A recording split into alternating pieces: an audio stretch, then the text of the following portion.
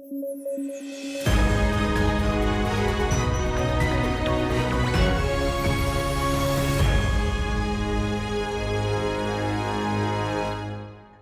News at 9 programme में आपका स्वागत है। मैं हूं विरत दुबे। आइए नजर डालते हैं आज की हेडलाइंस पर। 2024 के नोबेल पुरस्कारों की घोषणा हुई शुरू। मेडिसिन के पुरस्कार हुए घोषित। विक्टर एम्ब्रोस और गैरी रुवकुन के नामों की हुई घोषणा।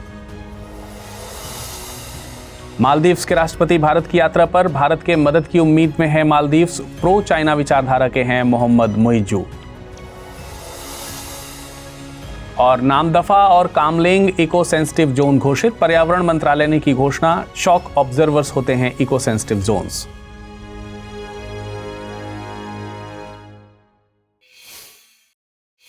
खबरों में आगे बढ़ने से पहले आपके लिए एक और खबर है। आप एक ऐसे शख्स से सीधे तौर पर रूबरू हो सकते हैं जिन्हें आप रोज सुनते हैं, क्लास में देखते हैं, लेकिन उनके निजी जीवन के बारे में कम ही जानते हैं।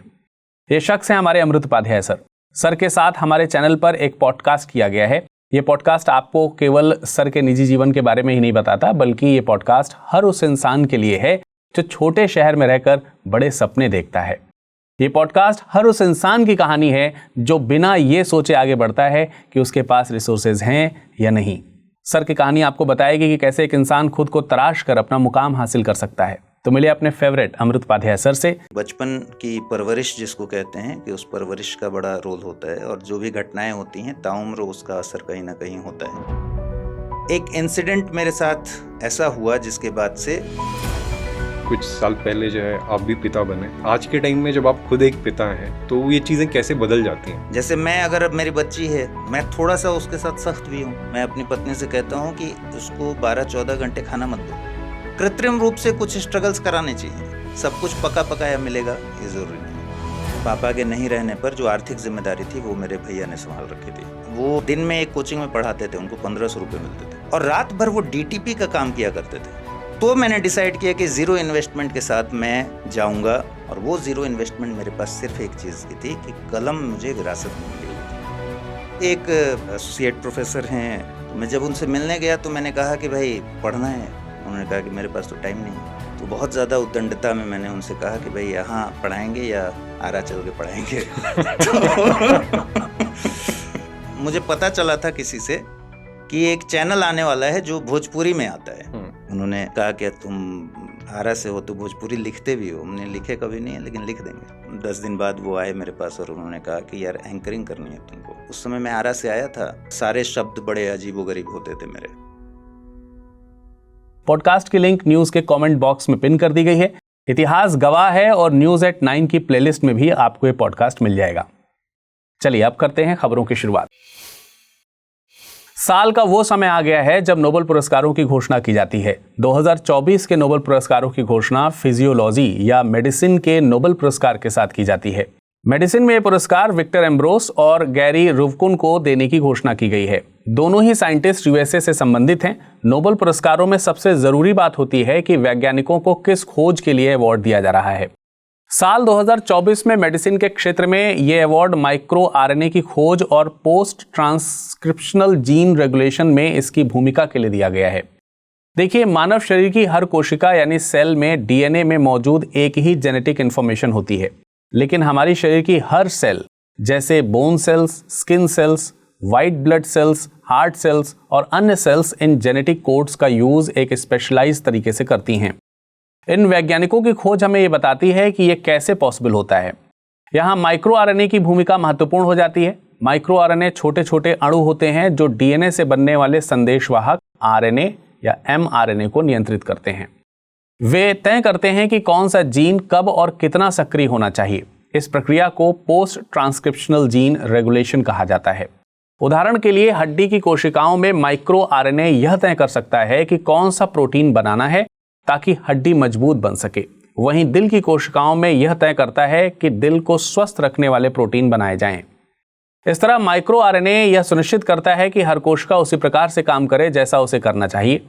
आपको बता दें कि नोबेल पुरस्कार दुनिया के सबसे प्रतिष्ठित पुरस्कार हैं। अल्फ्रेड नोबेल नाम के बिजनेसमैन और इन्वेंटर के नाम पर यह दिया जाता है। ये पुरस्कार उनकी वसीयत के मुताबिक दिए जाते हैं। अल्फ्रेड नोबेल ने अपनी वसीयत में लिखा था कि जिन्होंने बीते साल में मानव जाति को सबसे ज्यादा लाभ पहुंचाया होगा उन्हें उनकी संपत्ति के बड़े हिस्से से पुरस्कृत किया जाए। जिन लोगों ने मानवता के लिए भौतिकी, रसायन विज्ञान, मेडिसिन, साहित्य और शांति के क्षेत्र में सबसे बड़ा योगदान दिया हो, उनकी वसीयत के मुताबिक 1901 में सबसे पहले नोबेल पुरस्कार दिए गए। बाद में 1969 में स्वीडन के केंद्रीय बैंक की 300वीं सालगिरह मनाने के लिए अर्थशास्त्र में एक नया पुरस्कार जोड़ा गया। नोबेल शांति पुरस्कार नॉर्वे में दिया जाता है, जबकि अन्य पुरस्कार स्वीडन में दिए जाते हैं। नोबेल पुरस्कारों की घोषणा हर साल अक्टूबर में की जाती है।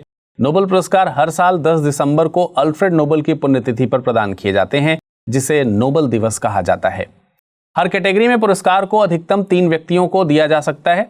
नोबेल पुरस्कार को वापस नहीं लिया जा सकता। हालांकि यदि घोषणा के बाद विजेता की मृत्यु हो जाती है तो उन्हें पुरस्कार दिया जा सकता है, लेकिन किसी को भी मरणोपरांत नामांकित नहीं किया जा सकता। नोबेल पुरस्कार विजेताओं का चयन विभिन्न संस्थाओं द्वारा किया जाता है। भौतिकी, रसायन विज्ञान और अर्थशास्त्र के लिए royal Swedish academy of sciences, medicine के लिए कोरोल्स्का इंस्टीट्यूट और साहित्य के लिए स्वीडिश एकेडमी चयन करती है। नोबेल शांति पुरस्कार का चयन नॉर्वेजियन संसद द्वारा नियुक्त एक समिति करती है। मालदीव के राष्ट्रपति मोहम्मद मुइज्जू इन दिनों भारत की यात्रा पर हैं। अंग्रेजी में एक कहावत है कि the needs for money makes even the most arrogant people humble. ये कहावत मैं मोहम्मद मुइज्जू के भारत आगमन पर क्यों कर रहा हूं, इसका रीजन उन्हीं के भारत आगमन के पहले के इंटरव्यू से मिलेगा। मुइज्जू ने अपने इंटरव्यू में कहा है कि उन्हें उम्मीद है कि भारत मालदीव का बोझ कम करने के लिए तैयार होगा। साथ ही भारत हमारी राजकोषीय स्थिति से पूरी तरह परिचित है।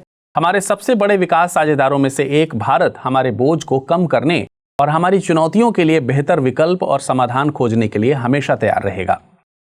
देखिए, मालदीव इन दिनों आर्थिक संकट और कर्ज से जूझ रहा है, इसलिए प्रो चाइना माने जाने वाले मोहम्मद मुइज्जू के स्वर बदले हुए हैं। वरना जनवरी 2024 में चीन के दौरे से लौटने के बाद और अपने चुनावी कैंपेन के दौरान उनके द्वारा दिए गए स्टेटमेंट्स ने दोनों देशों के बीच संबंधों को काफी नुकसान पहुंचाया था। उन्होंने चुनाव में इंडिया आउट कैंपेन चलाया था। वहीं चुनाव जीतने के बाद विदेश यात्रा में भारत को चुनने के बजाय तुर्की, चीन और यूएई की यात्रा पर गए थे। बहरहाल इस यात्रा में उनकी मुलाकात राष्ट्रपति द्रौपदी मुर्मू, प्रधानमंत्री नरेंद्र मोदी और विदेश मंत्री एस जयशंकर से हुई थी। इससे पहले सितंबर 2024 में भारत ने घोषणा की कि भारतीय स्टेट बैंक $50 मिलियन के मालदीव सरकार के बॉन्ड खरीदेगी, जिससे मालदीव्स का हालिया संकट कुछ कम होगा। आपको बता दें कि मालदीव्स एशिया महाद्वीप का सबसे छोटा देश है। बावजूद इसके एशिया के 2 बड़े देश भारत और चीन की विदेशी नीति में खासी इंपॉर्टेंस रखता है। वजह है इसकी लोकेशन। मैप में आप देख पा रहे होंगे कि मालदीव्स द्वीप की सीरीज में हिंद महासागर में फैला हुआ है। ये देश भूमध्य रेखा के दोनों ओर स्थित है। जो भी देश हिंद महासागर में रणनीतिक बढ़त चाहते हैं, उनके लिए मालदीव्स जरूरी है। भारत की सागर यानी security and growth for all in the region और नेबरहुड फर्स्ट पॉलिसी में मालदीव्स को काफी अहम जगह मिली हुई है। भारत की नेबरहुड फर्स्ट पॉलिसी के सबसे बड़े लाभार्थियों में से मालदीव्स एक है। वहीं चीन के बेल्ट एंड रोड इनिशिएटिव को मालदीव्स ने साल 2013 में ज्वाइन किया था। क्या आपके मन में कंफ्यूजन है कि आईएएस प्रिपरेशन को कैसे डेस्टिनेशन तक पहुंचाएं? तो जुड़िए UPSC IAS prelims to interview यानी P2I बैच से, जिसमें आपके हर प्रॉब्लम का सॉल्यूशन है मौजूद। आप गांव में हैं या शहर में, कोई टेंशन नहीं, क्योंकि इस बैच में आपको मिलेंगी 1000+ आवर्स की लाइव ऑनलाइन कक्षाएं। और आपको पढ़ते समय कोई कॉन्सेप्ट समझ नहीं आ रहा तो भी कोई बात नहीं, मेंटोरशिप प्रोग्राम का लाभ उठाइए और अपने मेंटोर से अपनी उलझन का समाधान पाइए। क्या मैं तैयार हूं? यदि इस सवाल का नहीं मिल रहा जवाब तो टेस्ट सीरीज का मिलेगा फायदा। हर एक टेस्ट से तैयार होगा आपकी सफलता का ब्रिज। यही है वो बैच जिसमें आप कर सकते हैं पढ़ाई के साथ कमाई भी। क्यों? क्योंकि हर टेस्ट के फर्स्ट रैंकर को मिलेगा 11,000 रुपए का इनाम। इतना ही नहीं, यदि आप प्री 2025 क्वालिफाई करते हैं तो आपकी पूरी फीस वापस कर दी जाएगी। ऐसे और भी कई फीचर्स हैं इस कोर्स में जिससे आपको हासिल होगी जीएस में महारत। सो जस्ट गो अहेड, आज ही जुड़िए हमसे, अमृत लाइव कोड का यूज कीजिए और एडमिशन लीजिए, करिए अपने सपने को साकार। केंद्रीय पर्यावरण मंत्रालय ने अरुणाचल प्रदेश के नामदफा नेशनल पार्क और कामलेंग वाइल्ड लाइफ सेंचुरी को इको सेंसिटिव जोन घोषित किया है। इको सेंसिटिव जोन्स को national wild life action plan 2002 से 2016 में परिभाषित किया गया है। इसके मुताबिक नेशनल पार्क्स और वाइल्ड लाइफ सेंचुरी की सीमा से 10 किलोमीटर के भीतर के एरिया को इको फ्रेंडली जोन्स या इको सेंसिटिव जोन्स अधिसूचित किया जाएगा। 10 किलोमीटर का यह नियम हर जगह लागू नहीं होता है। मतलब यह है कि अगर किसी क्षेत्र को इकोलॉजिकल इंपॉर्टेंस बहुत ज्यादा है तो केंद्र सरकार 10 किलोमीटर से ज्यादा क्षेत्र को इको सेंसिटिव जोन घोषित कर सकती है। साल 2011 में सरकार ने ESZ को लेकर कुछ गाइडलाइंस भी जारी की थी। इसके मुताबिक ये जोन्स संरक्षित क्षेत्रों के लिए शॉक ऑब्जर्वर के तौर पर काम करेंगे। ये संरक्षित क्षेत्रों के आसपास हो रही मानवीय गतिविधियों के प्रभाव को कम करने के मकसद से तैयार किए जाते हैं। ये एक तरह से ट्रांजिशन जोन का काम भी करते हैं। ये ट्रांजिशन जोन ज़्यादा संरक्षण की ज़रूरत वाले क्षेत्रों और कम संरक्षण की ज़रूरत वाले क्षेत्रों के बीच तैयार किया जाएगा।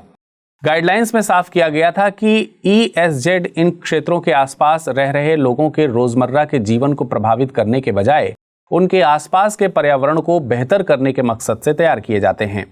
इन क्षेत्रों में व्यावसायिक खनन, आरा मिल और लकड़ी का व्यावसायिक उपयोग प्रतिबंधित होता है।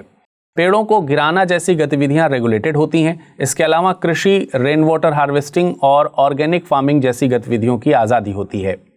बता दें कि नामदफा नेशनल पार्क अरुणाचल प्रदेश के चांगलांग जिले में स्थित है। ये नेशनल पार्क भारत और म्यांमार की सीमा पर स्थित है। इसे टाइगर रिजर्व का दर्जा 1983 में दिया गया था। वहीं कामलेंग वाइल्ड लाइफ सेंचुरी लोहित जिले में स्थित है। इसका नाम कामलेंग नदी के नाम पर है, जो इस सेंचुरी से होकर बहती है और फिर ब्रह्मपुत्र नदी में जाकर मिल जाती है। इस सेंचुरी को टाइगर रिजर्व का दर्जा भी दिया गया है। ग्लॉ लेक इसके भीतर ही स्थित है। NGT यानी नेशनल ग्रीन ट्रिब्यूनल की दक्षिणी बेंच ने केंद्रीय पर्यावरण मंत्रालय और सेंट्रल पोल्यूशन कंट्रोल बोर्ड को अपनी रिपोर्ट सबमिट करने को कहा है। ये रिपोर्ट जल निकायों में मौजूद फॉरएवर केमिकल और इन्हें हैंडल करने वाले उद्योगों को दी गई गाइडलाइंस पर पेश की जानी है। दरअसल NGT ने ये आदेश एक केस में दिया है। IIT मद्रास द्वारा की गई एक केस स्टडी के आधार पर यह केस NGT ने स्वतः संज्ञान में लिया है। स्टडी के मुताबिक चेन्नई में ग्राउंड वाटर, सरफेस वाटर और यहां तक कि ट्रीटेड वाटर में पॉलीफ्लोरोएल्काइल मटेरियल की उच्च मात्रा पाई गई है। पॉलीफ्लोरोएल्काइल एक सिंथेटिक मटेरियल है जो कि पर्यावरण में डिग्रेड नहीं होता। बता दें कि NGT भारत में पर्यावरणीय संस्था के तौर पर इंपॉर्टेंट है। इसका गठन 18 अक्टूबर 2010 को नेशनल ग्रीन ट्रिब्यूनल 2010 एक्ट के तहत किया गया था, जिससे पर्यावरण की सुरक्षा और वनों के संरक्षण से संबंधित मामलों का निपटारा शीघ्रता से किया जा सके। NGT code of civil procedure 1908 के प्रावधानों के तहत बाउंड नहीं है, जबकि प्राकृतिक न्याय के प्रावधानों से निर्देश प्राप्त करता है। ट्रिब्यूनल में दायर की गई याचिकाओं का निपटान 6 महीने के भीतर सुनिश्चित किए जाने का प्रावधान है। NGT की प्रिंसिपल बेंच नई दिल्ली में है, जबकि भोपाल, पुणे, चेन्नई और कोलकाता में भी इसकी शाखाएं हैं। इसके अलावा NGT को सिविल कोर्ट की शक्तियां हासिल हैं।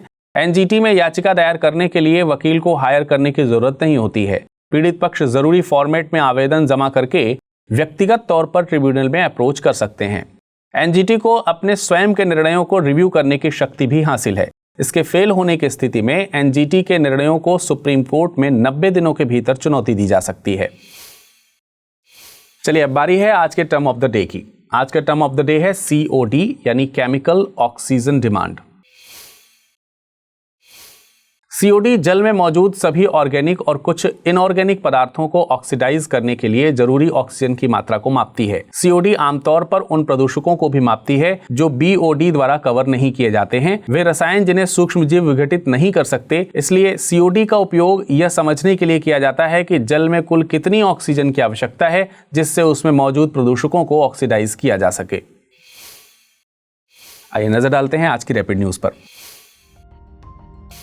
बीते दिन भारतीय वायुसेना ने अपनी 92वीं वर्षगांठ मनाने के लिए चेन्नई में एक समारोह का आयोजन किया था, जो फाइटर जेट और हेलीकॉप्टरों के शानदार प्रदर्शन के साथ शुरू हुआ था। पिछले कुछ सालों से भारतीय वायुसेना अलग अलग शहरों में वायुसेना दिवस समारोह आयोजित कर रही है। इससे पहले यह कार्यक्रम प्रयागराज में और उससे पहले चंडीगढ़ में आयोजित किया गया था। भारतीय वायुसेना के इतिहास में 2 तिथियां महत्वपूर्ण मानी जाती हैं। एक 8 अक्टूबर 1932 जब भारतीय वायुसेना अस्तित्व में आई थी, और दूसरी 1 अप्रैल 1954 जब एयर मार्शल सुब्रतो मुखर्जी ने पहले भारतीय वायुसेना प्रमुख के रूप में पदभार संभाला था।